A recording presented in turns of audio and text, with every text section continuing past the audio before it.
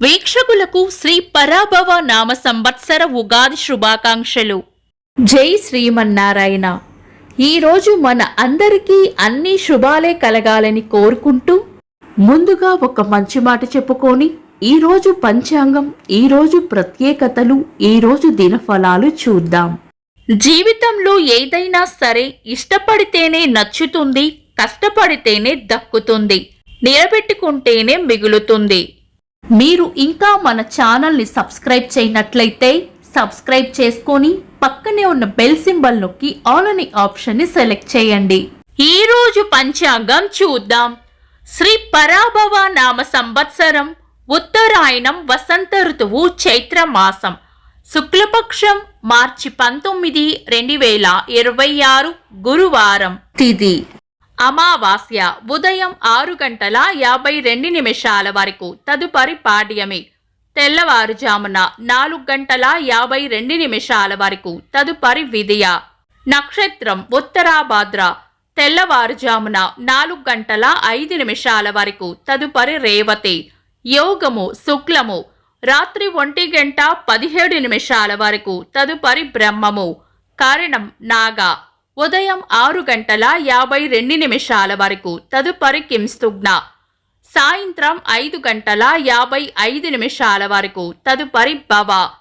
సూర్యోదయం ఉదయం 6:12, సూర్యాస్తమయం సాయంత్రం 6:18. చంద్రోదయం ఉదయం 6:14, చంద్రాస్తమయం సాయంత్రం 6:36. అశుభ సమయాలు: రాహుకాలం మధ్యాహ్నం 1:46 నుండి 3:17 వరకు. యమగండం ఉదయం 6:12 నుండి 7:43 వరకు. గుళిక కాలం ఉదయం 9:14 నుండి 10:45 వరకు. దుర్ముహూర్తం ఉదయం 10:14 నుండి 11:03 వరకు. తిరిగి మధ్యాహ్నం 3:05 నుండి 3:53 వరకు. వర్జము మధ్యాహ్నం 2:26 నుండి 3:57 వరకు. శుభ సమయాలు: అమృత గడియలు రాత్రి 11:32 నుండి 1:03 వరకు. అభిజిత్ ముహూర్తం ఉదయం 11:51 నుండి మధ్యాహ్నం 12:39 వరకు. బ్రహ్మ ముహూర్తం తెల్లవారుజామున 4:37 నుండి 5:25 వరకు. శుభ గడియలు ఉదయం 11:04 నుండి 11:25 వరకు. మార్చి 19, గురువారం. చైత్ర శుద్ధ పాడ్యమిని మనం ఉగాదిగా జరుపుకుంటాం. వసంత ఋతువు ఆగమనం ప్రారంభమైన రోజు. ఈ రోజు నుండి వసంత నవరాత్రులు కూడా ప్రారంభమవుతాయి. తెలుగు రాష్ట్రాలలో జరుపుకునే మొదటి పండుగ రోజు. ఈ రోజు సూర్యోదయం కన్నా ముందే లేచి తలంటి స్నానం చేసి పూజా కార్యక్రమాలను ముగించుకొని షడ్రుచుల ఉగాది పచ్చడిని సేవించి ఈ రోజు పంచాంగ శ్రవణం చేయడం చేస్తారు. ఈ రోజు కొత్త పనులు ప్రారంభించడానికి, చెడు అలవాట్లు మానేయడానికి చాలా అనుకూలమైన రోజు. వ్యాపారస్తులు లక్ష్మీదేవికి పూజలు చేస్తారు. కొత్త అకౌంట్ పుస్తకాలు తెరుస్తారు. తెలుగు సంవత్సరాది ఉగాది రోజున, అక్షయ తృతీయ రోజున, విజయదశమి రోజున ముహూర్తాలతో సంబంధం లేకుండా కొత్త పనులు చేసుకోవచ్చు.